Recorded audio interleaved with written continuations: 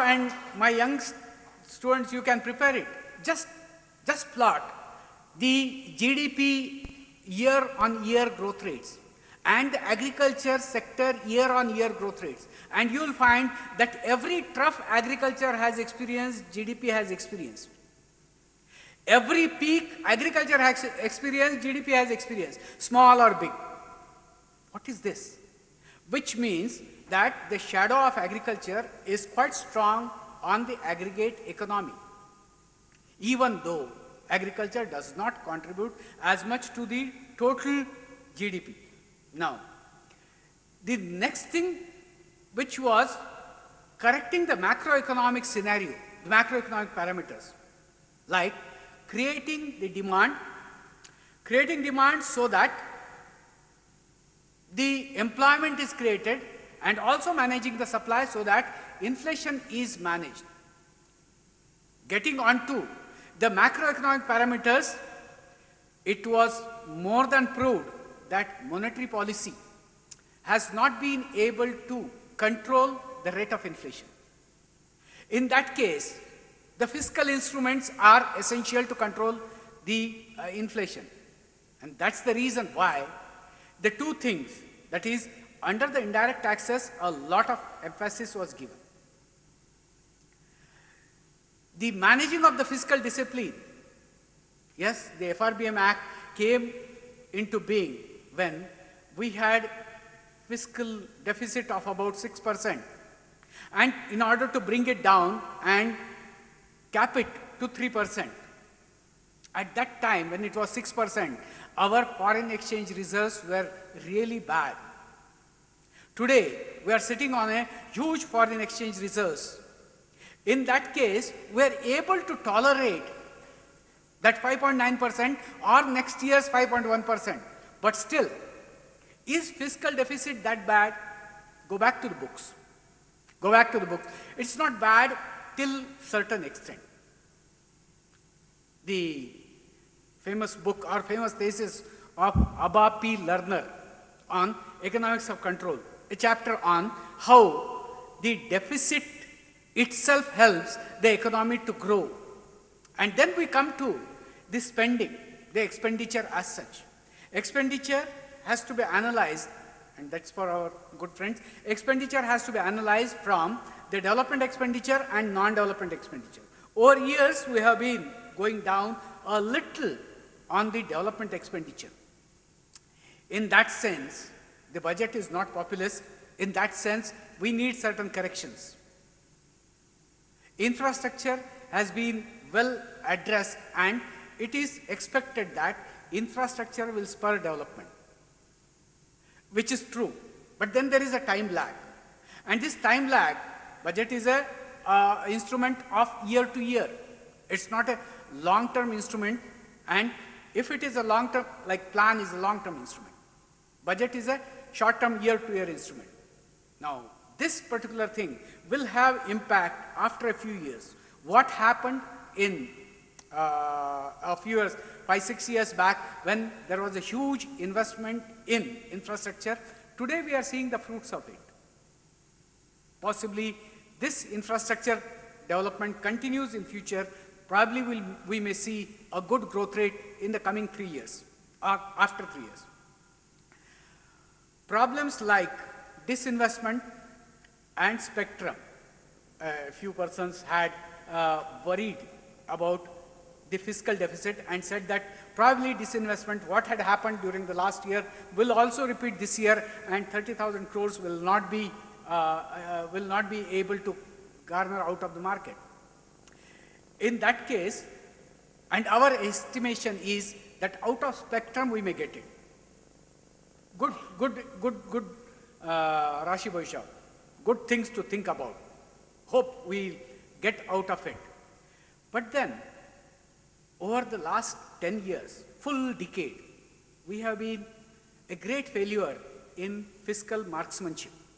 Fiscal marksmanship is something where you estimate a fiscal parameter and by what percent, how far you have missed it. We have missed our fiscal parameters for the last decade neatly. Now, will it be possible within this budget to have that kind of fiscal marksmanship? Take the last budget itself. At the time of budget discussion itself, it said that the union budget gives it about 5.9%. You add the state deficits to it, and it goes up to 7, it goes even up to two digit. Now, what does that indicate? That our fiscal discipline or fiscal marksmanship is not as good as it has to be. Or in other words, the finance ministry does not estimate exactly what will be inflow and what is likely to be outflow.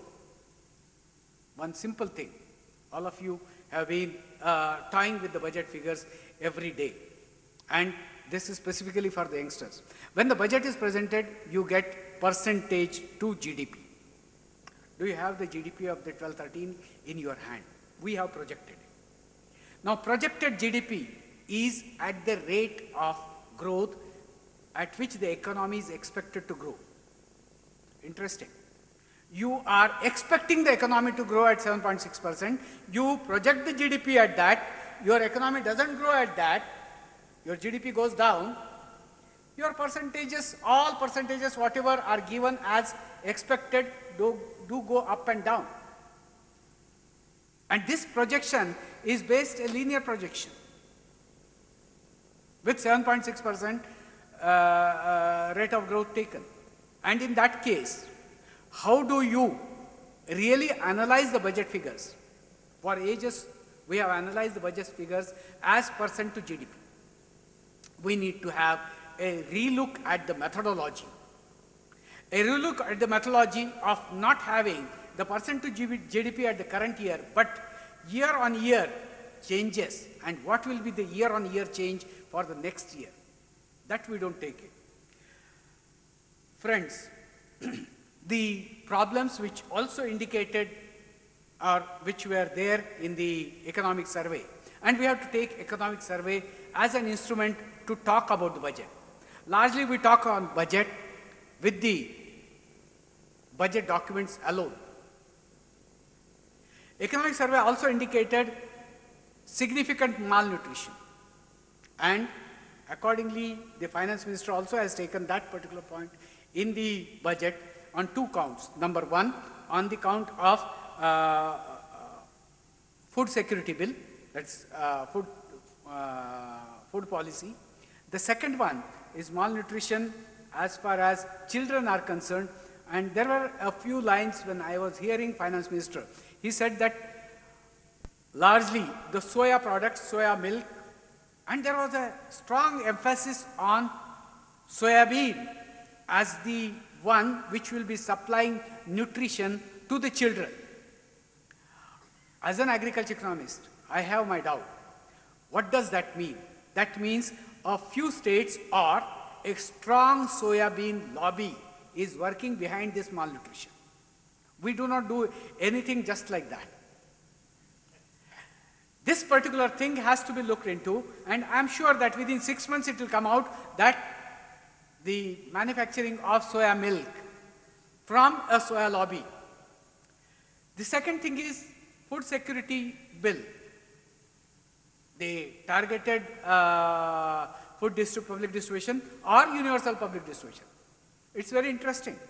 The member of the planning commission, Professor Abhijit Sen, is on one side. His wife is on the other side. Jayati Ghosh is one of the signatories to the Prime Minister saying that this your targeting is not going to work. Your food security bill by targeting is not among many of us economists. It should be universal public distribution. Whereas Abhijit had argued that it can be targeted. The food security bill or providing food security to the most needed is going to take up a huge chunk of our food subsidy. Certainly we have saved on the petrol subsidies, petrol and oil subsidies of from 68,000 crores to 43, which means a little bit available there, which will be put in other one of the very important things for agriculture is providing credit, additional credit of 575,000 crores from about 1,000 crores, which is a huge jump.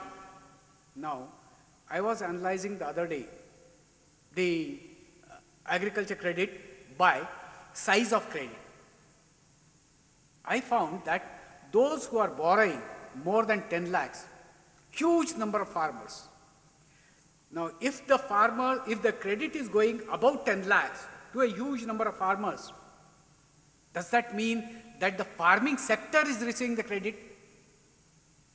Because this credit largely goes for those who have huge lands or investment in the farm-based industries. There is one very interesting thing, and it's a small thing in the budget, that credit cards, Kisan credit cards, will be utilizable like ATM cards. I'm sure that you must have read in Bangalore paper